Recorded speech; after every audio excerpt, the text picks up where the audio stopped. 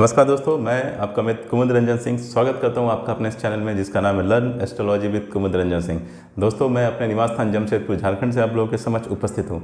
आज जिस टॉपिक की चर्चा मैं आप लोगों के साथ करने जा रहा हूं दोस्तों, वो है मिथुन लग्न की कुंडली में योग कारक, मारक और समग्रह की पहचान हम कैसे करते हैं। इससे पहले मैंने आप लोगों को मेष राशि और मेष लग्न राशि और वृषभ लग्न राशि में योग कारक, मारक और समग्रहों की चर्चा कैसे करते हैं, कैसे उसकी पहचान करते हैं, उसके बारे में बताया था। अगर आप मेरे इस एपिसोड से दोस्तों नए जुड़ रहे हैं तो मेरा आप लोगों से निवेदन है कि आप पुराने सभी एपिसोड्स को देखते हुए ही आएँ, अदरवाइज़ आपको कुछ समझ में आएगी नहीं। सो इसलिए मैं हमेशा आप लोगों से ये निवेदन करता हूं कि आप मेरे पुराने एपिसोड को देखते हुए ही क्रमानुसार सिलसिलेवार तरीके से आगे बढ़े, ताकि आपको समझने में कोई परेशानी ना हो।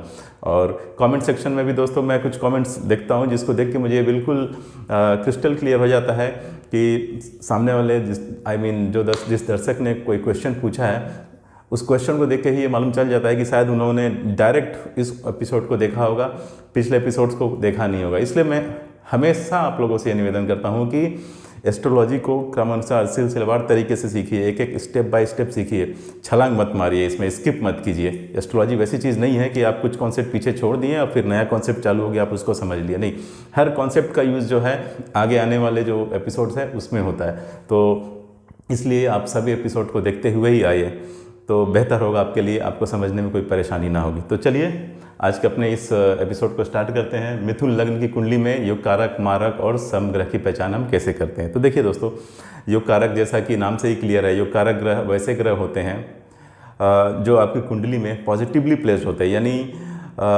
वो आपको अच्छा रिजल्ट देते हैं, आपके जीवन को बेहतरीन बनाते हैं, आपके जीवन को सुखी बनाते हैं। इस तरीके से प्लेस होते हैं कि आपके जीवन को वो आसान करते हैं, स्मूथ बनाते हैं। और जिस घर में भी बैठे होते हैं, वो घर जिन जिन भावों को जिन जिन चीज़ों को रिप्रेजेंट करता है, उसमें क्या करते हैं, वृद्धि करते हैं। ये होते हैं योग कारक ग्रह। मारक ग्रह वैसे ग्रह होते हैं जो कुंडली में निगेटिवली प्लेस्ड रहते हैं और आपके ज़िंदगी को अस्त और व्यस्त करने के लिए आते हैं। ये जिन भावों में भी जाके बैठेंगे, उन भावों को क्या करेंगे, खराब कर देंगे। वो भाव जिन जिन चीज़ों को रिप्रेजेंट करेगा उसको नष्ट करेंगे ये। और समग्रह तो वैसे ग्रह होते हैं, आप उनको बोल सकते हैं कि एवरेज, जो ना तो आपकी कुंडली में बहुत अच्छे हैं ना ही बहुत ख़राब है। समग्रह अगर अपने मित्र राशि में बैठ गए तो उनका जो रिज़ल्ट होगा वो अच्छा होगा, पॉजिटिव परिणाम देंगे। और अगर अपनी शत्रु राशि में बैठें तो उनका रिज़ल्ट जो होगा वो आपके लिए बेनिफिशियल नहीं होगा, निगेटिव होगा, ख़राब होगा। तो उसकी पहचान हम कैसे करेंगे दोस्तों? तो चलिए सबसे पहले मिथुन लग्न की कुंडली हम बना लेते हैं। सबसे पहले जब भी आपको योग कारक, मारक और समग्रह की पहचान करनी है तो आप क्या कीजिए, जिस लग्न की भी कुंडली हो उस लग्न कुंडली को पहले आप बना लीजिए। तो मिथुन लग्न की कुंडली, तो मिथुन लग्न की कुंडली का मतलब हो गया दोस्तों, ये फर्स्ट हाउस यानी कि लग्न भाव में 3 नंबर लिखा हुआ मिलेगा। तो सबसे पहले आप मिथुन लग्न की कुंडली बनाइए।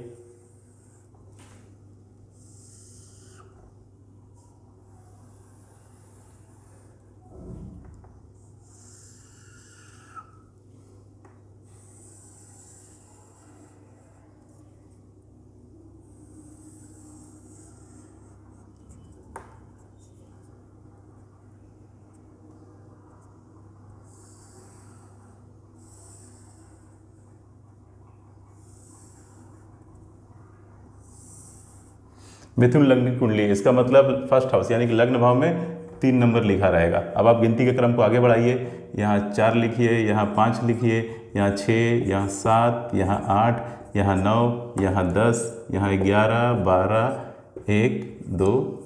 ठीक है दोस्तों, तो ये बन गई आपकी मिथुन लग्न की कुंडली।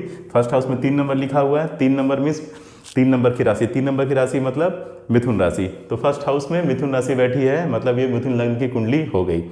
तो देखिए दोस्तों, अब आप इस चीज़ को तो समझ ही चुके होंगे, बड़ा आसान है ये। मेष लग्न राशि होगी तो फर्स्ट हाउस में 1 नंबर, वृषभ लग्न राशि होगी तो फर्स्ट हाउस में 2 नंबर, मिथुन लग्न राशि होगी तो फर्स्ट हाउस में 3 नंबर। इसी तरीके से जितनी राशियाँ आएगी सबका नंबर फर्स्ट हाउस में लिखा हुआ आपको मिलेगा।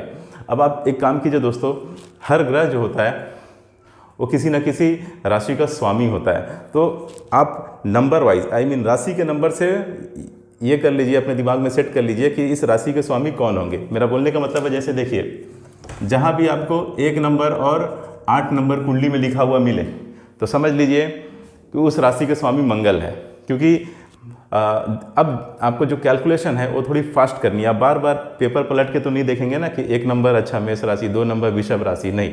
अब आपको क्या करनी है, अपनी कैलकुलेशन जो है वो फास्ट करनी है। तो उसके लिए आपको क्या करना पड़ेगा, ये सब जो बेसिक जो चीज़ है उसको अपने दिमाग में सेट कर लेना पड़ेगा। जैसे 1 नंबर और 8 नंबर जहाँ भी कुंडली में लिखा रहेगा उसका मतलब होगा कि उस राशियों के स्वामी जो होंगे वो मंगल होंगे।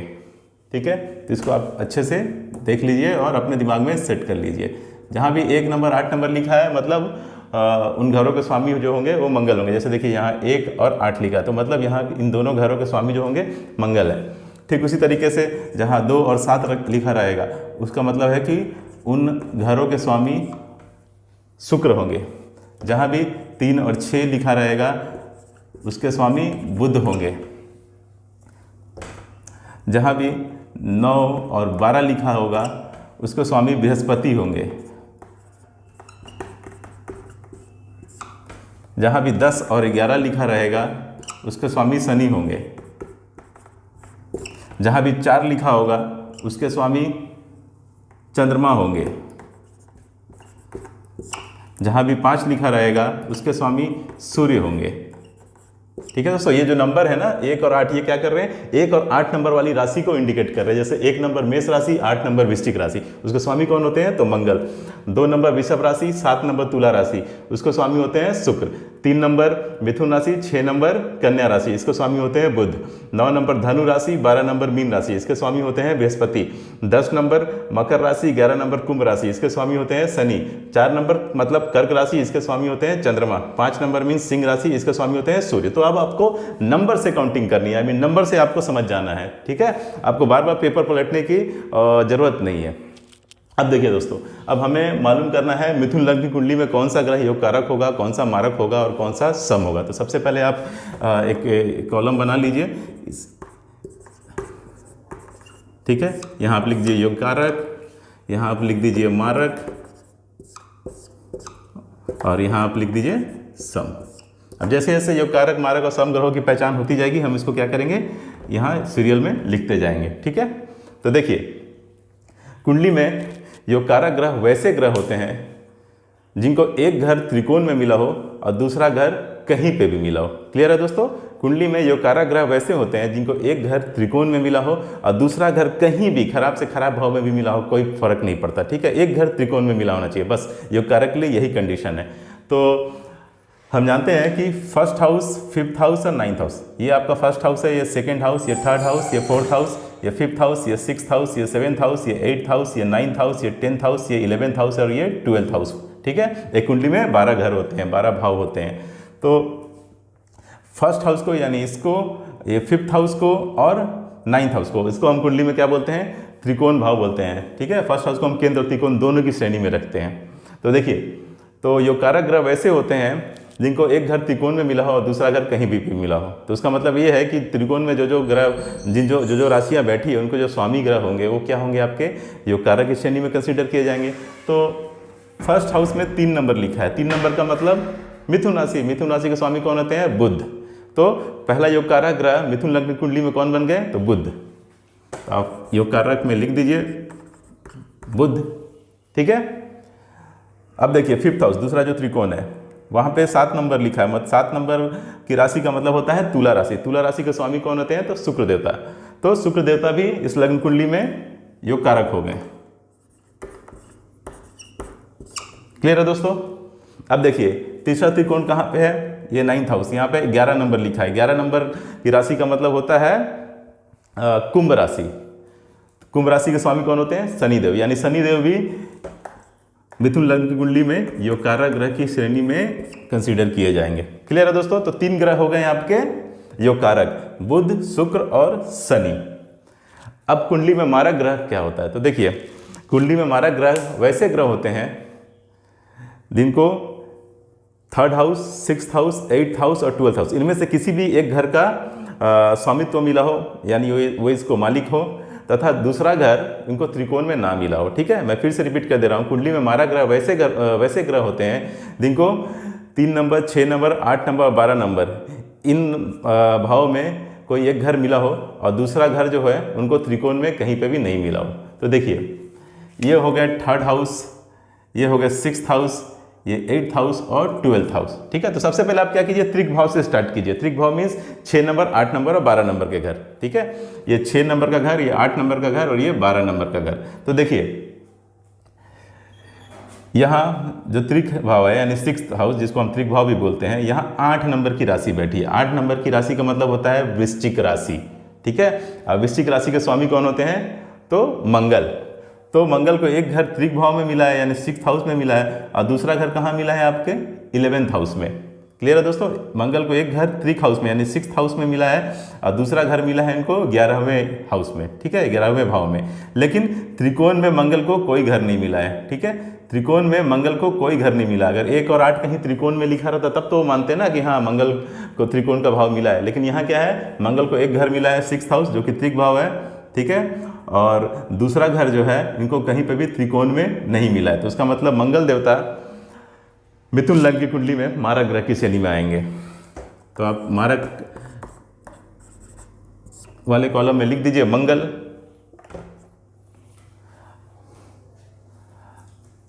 अब देखिए यहाँ पे 8th हाउस, ये भी त्रिक भाव है। क्लियर है दोस्तों, ये भी त्रिक भाव है।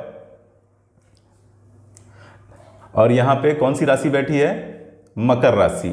ठीक है, 8th हाउस जिसको हम त्रिक भाव बोलते हैं, 6, 8 और 12 इन तीनों घर को हम त्रिक भाव बोलते हैं। तो ये 8th हाउस जो है, 8वां जो घर है, यहाँ पे 10 नंबर की राशि बैठी है। 10 नंबर की राशि बैठी है का मतलब क्या होता है कि वहाँ पे मकर राशि बैठी है, जिसके स्वामी होते हैं शनिदेव। तो शनिदेव को एक घर मिला है त्रिक भाव में।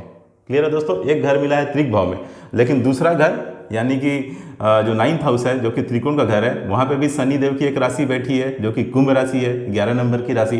तो शनिदेव को एक घर त्रिकोण में मिल गया और एक घर त्रिक में मिल गया। तो कौन सी कंडीशन हो गई, योग कारक की। योग कारक की क्या कंडीशन है कि एक घर त्रिकोण में मिला होना चाहिए और दूसरा घर कहीं पे भी। तो शनिदेव यहाँ पे क्या है, योग कारक है। तो इसलिए आपको अब देखना ही नहीं है। ठीक है, 10 नंबर से आपको कोई मतलब ही नहीं है, क्योंकि शनिदेव को ऑलरेडी हम योग कारक की श्रेणी में रख चुके हैं। क्लियर है दोस्तों, एक घर त्रिकोण में या दूसरा घर कहीं पे भी, वो ग्रह क्या हो जाएंगे, योग कारक हो जाएंगे। तो इसलिए शनिदेव को एक घर त्रिक भाव में मिला है, लेकिन दूसरा घर चूंकि त्रिकोण में मिल गया है, इसलिए शनिदेव मिथुन लग्न की कुंडली में योग कारक ग्रह की श्रेणी में कंसीडर किए जाएंगे। अब आप आइए दोस्तों 12वें नंबर घर में, यानी तीसरा जो त्रिक भाव है 12th हाउस, 12वें नंबर घर, वहाँ पे 2 नंबर की राशि बैठी है। 2 नंबर की राशि मीन्स वृषभ राशि, जिसके स्वामी होते हैं शुक्र देवता। तो शुक्र देवता को एक घर आपका मिला है त्रिक भाव में और दूसरा घर यहाँ पे मिल गया है त्रिकोण में। तो त्रिकोण में मिल गया है एक भी घर, तो उसका मतलब शुक्र देवता तो योग कारक होंगे, तो अब कोई फर्क नहीं पड़ता। ठीक है, तो मतलब शुक्र देवता भी योग कारक हो गए। तो मारक में अभी तक कौन आया, सिर्फ और सिर्फ एक मंगल। लेकिन अब आपको एक और चीज़ ध्यान देना है। देखिए यहाँ पे 3rd हाउस में 5 नंबर लिखा है। 5 नंबर मीन्स सिंह राशि। सिंह राशि के स्वामी कौन होते हैं, तो सूर्य देवता। मार्क की कंडीशन क्या है, 3rd house, 6th house, 8th house या 12th हाउस, इनमें से कोई भी एक घर मिला होना चाहिए और दूसरा घर त्रिकोण में नहीं मिला होना चाहिए। तो सूर्य और चंद्रमा तो ऐसे ग्रह हैं जिनको सिर्फ एक राशि होती है, यानी कुंडली में सिर्फ और सिर्फ एक घर इनको मिला होता है। तो इनके केस में क्या होगा कि इनका जो एक घर है वो 3rd house, 6th house, 8th house या 12th हाउस, इनमें से कोई घर मिला होना चाहिए, तो वो क्या हो जाएंगे, मारक हो जाएंगे। तो यहाँ पे सूर्य जो है इनको 3rd हाउस मिला है, इसलिए सूर्य देवता यहाँ पे क्या हो जाएंगे, मारक ग्रह की श्रेणी में कंसीडर किए जाएंगे।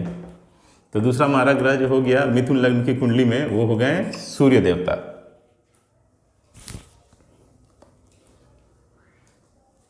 अब देखिए दोस्तों समग्रह की श्रेणी में वैसे ग्रह कंसीडर किए जाते हैं जिनको ना तो 3rd house, 6th house, 8th house और 12th हाउस में कोई घर मिला हो, ना ही त्रिकोण में कोई घर मिला हो। क्लियर है दोस्तों, समग्रह की श्रेणी में वैसे ग्रह कंसीडर किए जाते हैं जिनको 3rd house, 6th house, 8th house और 12th हाउस, इनमें से कोई घर नहीं मिला होना चाहिए, साथ ही त्रिकोण में भी कोई घर नहीं मिला होना चाहिए, यानी कि 1st हाउस, 5th हाउस और 9th हाउस, इनमें से भी कोई घर नहीं मिला होना चाहिए। ठीक है, और जब एक राशि वाला ग्रह होता है, ठीक है, ये तो आपके जनरलाइज हो गया, यानी 2 राशि वाले ग्रह और एक राशि वाले ग्रह दोनों के लिए ये चीज़ जो अभी मैंने बताया समग्रह के लिए, वो दोनों के लिए वैलिड है। प्लस एक राशि वाले ग्रह के केस में एक और कंडीशन ऐड हो जाती है, वो ये है कि एक राशि वाले ग्रह के केस में जो कंडीशन ऐड हो जाती है वो ये है कि इनको सेकंड हाउस, 7th हाउस और 11th हाउस में भी कोई घर नहीं मिला होना चाहिए। यानी कि सेकंड हाउस, ये 7th हाउस और 11th हाउस में भी एक राशि वाले ग्रह को यानी जैसे कि सूर्य और चंद्रमा को कोई घर नहीं मिला होना चाहिए। अगर उनको एक राशि वाले किसी ग्रह को सेकंड हाउस, 7th हाउस या 11th हाउस में कोई घर मिल जाता है तो वो भी मारक हो जाते हैं। तो यहाँ आप देखिए सेकंड हाउस में आपका 4 नंबर लिखा है। 4 नंबर का मतलब होता है कर्क राशि, जिसके स्वामी होते हैं चंद्रमा। तो इसका मतलब चंद्रमा भी मिथुन लग्न की कुंडली में मारक ग्रह की श्रेणी में कंसीडर किए जाएंगे। ठीक है, तो सम के लिए कौन सा बचा? 6 ग्रह हो गए। ठीक है, अब हमको सम की पहचान करनी है। अभी तक हम लोगों ने सम को आइडेंटिफाई नहीं किया कि इस कुंडली में सम ग्रह है कौन। तो देखिए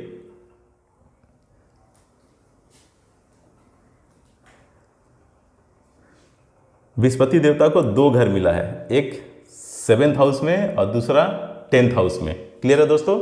एक 7th हाउस, देखिए 9 नंबर मीन्स धनु राशि, 12 नंबर मीन्स मीन राशि, यानी 2 घर मिला है इनको, एक तो 7th हाउस में, दूसरा 10th हाउस में। और सम ग्रह की कंडीशन क्या है? सम ग्रह बनने की कंडीशन यही है कि 3, 6, 8 और 12 इन घरों में नहीं होना चाहिए, और 1st हाउस, 5th हाउस और 9th हाउस इन घरों में नहीं होना चाहिए। इसके अलावा कहीं पे बैठेंगे ग्रह तो वो क्या हो जाएंगे? सम ग्रह की श्रेणी में कंसीडर किए जाएंगे। तो मिथुन लग्न की कुंडली में बृहस्पति जो है वो ना तो त्रिकोण में बैठे हैं, ठीक है, ना तो 1st हाउस में बैठे हैं, ना तो 5th हाउस में बैठे हैं, ना तो 9th हाउस में बैठे हैं, और ना ही 3rd हाउस में बैठे हैं, ना ही 6th हाउस में बैठे हैं, ना ही 8th हाउस में बैठे हैं, और ना ही 12th हाउस में बैठे। इसलिए बृहस्पति देवता जो होंगे वो मिथुन लग्न की कुंडली में सम ग्रह की श्रेणी में कंसीडर किए जाएंगे। तो सम ग्रह की श्रेणी में एक घर आया, एक ग्रह कंसीडर हुआ मिथुन लग्न की कुंडली में, वो है बृहस्पति। क्लियर है दोस्तों? तो योग कारक हो गए बुध, शुक्र और शनि, मारक हो गए मंगल, सूर्य और चंद्रमा, और सम हो गए बृहस्पति इन मिथुन लग्न की कुंडली में। क्लियर है दोस्तों? मैं फिर एक बार रिपीट कर दे रहा हूं ताकि अगर आपको कुछ समझने में परेशानी हुई होगी तो आप फिर से उसको समझ जाएंगे। देखिए कुंडली में योग कारक ग्रह वैसे ग्रह होते हैं जिनको त्रिकोण में कोई भी एक घर मिला हो और दूसरा घर कहीं पे भी मिला हो। त्रिकोण के घर होते हैं 1st हाउस, 5th हाउस और 9th हाउस। अगर किसी भी ग्रह को 1st हाउस, 5th हाउस और 9th हाउस में एक भी घर मिल गया तो उसको बाद उसका दूसरा घर देखने की भी जरूरत नहीं है, आप उसको डायरेक्ट लिख दीजिए योग कारक। क्लियर है दोस्तों? मारक, कुंडली में मारक ग्रह वैसे ग्रह होते हैं जिनको 3rd house, 6th house, 8th house और 12th हाउस इनमें से कोई एक घर मिला हो और उनको दूसरा घर त्रिकोण में नहीं मिला हो, यानी कि 1st हाउस, 5th हाउस और 9th हाउस में नहीं मिला हो, तो वैसे ग्रह जो होते हैं वो क्या होते हैं? कुंडली में मारक ग्रह की श्रेणी में कंसीडर कर लिए जाते हैं। सम ग्रह की श्रेणी में वैसे ग्रह कंसीडर किए जाते हैं जिनको ना तो 3rd house, 6th house, 8th house और 12th हाउस में कोई घर मिला हो, ना ही त्रिकोण में 1st हाउस, 5th हाउस और 9th हाउस में कोई घर मिला हो। तो वैसे ग्रह जो होते हैं कुंडली में वो सम ग्रह की श्रेणी में कंसीडर किए जाते हैं। तो यही था दोस्तों, ये जो कॉन्सेप्ट है ये आपका सेम कॉन्सेप्ट जो होगा पिछले एपिसोड्स में भी यूज़ हुआ है और आगे आने वाले जो एपिसोड्स होंगे, यानी कर्क, सिंह, कन्या, तुला, वृश्चिक, धनु, मकर, कुंभ और मीन लग्न की कुंडलियों में भी कैसे योग कारक, मारक और सम ग्रह की पहचान करेंगे, उसमें भी सेम का सेम यही चीज़ रिपीट होगा, यही चीज़ आपको, यही कॉन्सेप्ट आपको यूज़ करना है। ठीक है, आप एक चीज़ बस याद रखिएगा, ठीक है, मैं एक लाइन में इसको बोल दे रहा हूँ कि सूर्य और चंद्रमा को जहाँ आप 2nd हाउस, 7th हाउस और 11th हाउस में देखें तुरंत उसको मारक कंसीडर कीजिए। ठीक है, सूर्य और चंद्रमा जहाँ 2nd हाउस, 7th हाउस और 11th हाउस यानी दूसरा भाव, 7वां भाव और 11वां भाव में जहाँ पे भी आप देखें कि सूर्य की राशि बैठी है, आप तुरंत सूर्य और चंद्रमा को क्या कीजिए? मारक कंसीडर कीजिए। क्यों? क्योंकि देखिए कुंडली में दूसरा घर और 7वां घर, ठीक है, दूसरा भाव और 7वां भाव मारक की श्रेणी में कंसीडर किया जाता है एज पर भवत भावन सिद्धांत, जिसकी चर्चा मैं अपने पुराने एपिसोड्स में कर चुका हूँ। ठीक है, भवत भावन सिद्धांत के अनुसार 2nd हाउस और 7th हाउस कुंडली में मारक ग्रह की श्रेणी में कंसीडर किए जाते हैं। और ये जो 11वां भाव है, हालांकि सब इसको बोलते हैं कि ये लाभ का भाव है, यहाँ जो आप कर्म कर रहे हो उससे जो प्रॉफिट हो रहा है वो आपको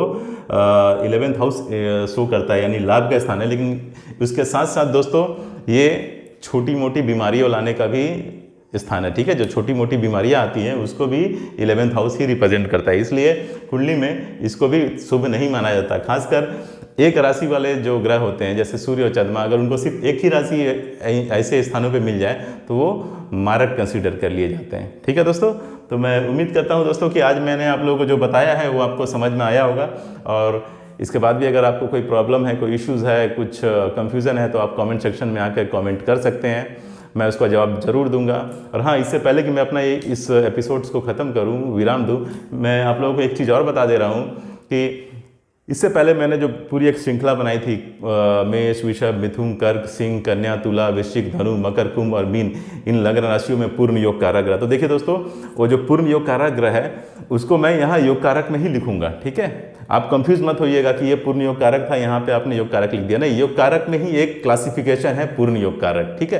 तो मैं योग कारक की श्रेणी में ही, यानी जब योग कारक लिखूंगा तो अगर कोई ग्रह उस लग्न कुंडली में पूर्ण योग कारक हुआ तो उसको मैं योग कारक के ही कॉलम में उसको मेंशन कर दूंगा, ठीक है। तो आप कुछ कंफ्यूज मत होइएगा, योग कारक का ही एक क्लासिफिकेशन है पूर्ण योग कारक।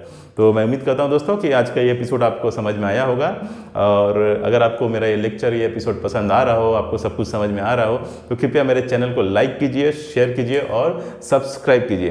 तो आज के लिए दोस्तों इतना ही, मिलते हैं अगले एपिसोड में, तब तक के लिए नमस्कार, जय श्री कृष्णा, जय हिंद।